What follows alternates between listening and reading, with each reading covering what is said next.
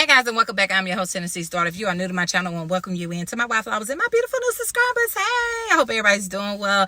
Look, guys, I wanted to hop on real quick just to remind you guys to look for the people that are being very direct with you, being very literal with you and what it is that they have to offer. I remember in my early 20s, I met a guy. He was like, look, man, this is what I got going on. You can either take it or leave it, and I was like, okay, cool. There was a whole lot of respect there because I was able to make an informative decision about my engagement with this guy, whether or not I wanted to deal with it or if I wanted to get on down the road, right? And so I appreciate people like that. I had no idea I was as literal as I am until my fave pointed out some of those things and highlighted some of those things for me. So shout out to you, fave. Okay, that is my beam me up Scotty child. Woo, woo.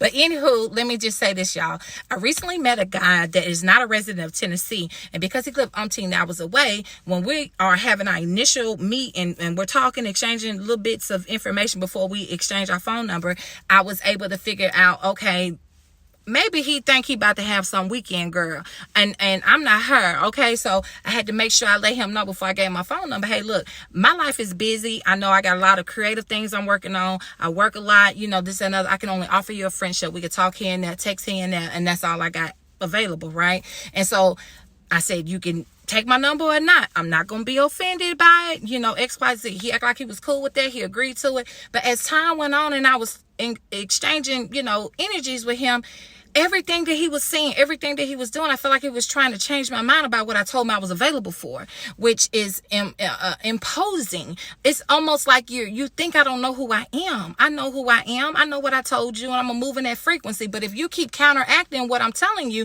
and you keep moving in the frequency of love and romance, this, that, and other, you're going to start to paint this picture in your mind. Women do it all the time, that this is what this person wants, this is another. I'm not going to entertain this. So I kept shutting it down, pulling him back, but I got tired of shutting it down and pulling it back, and I eventually had to cut my ties with this guy.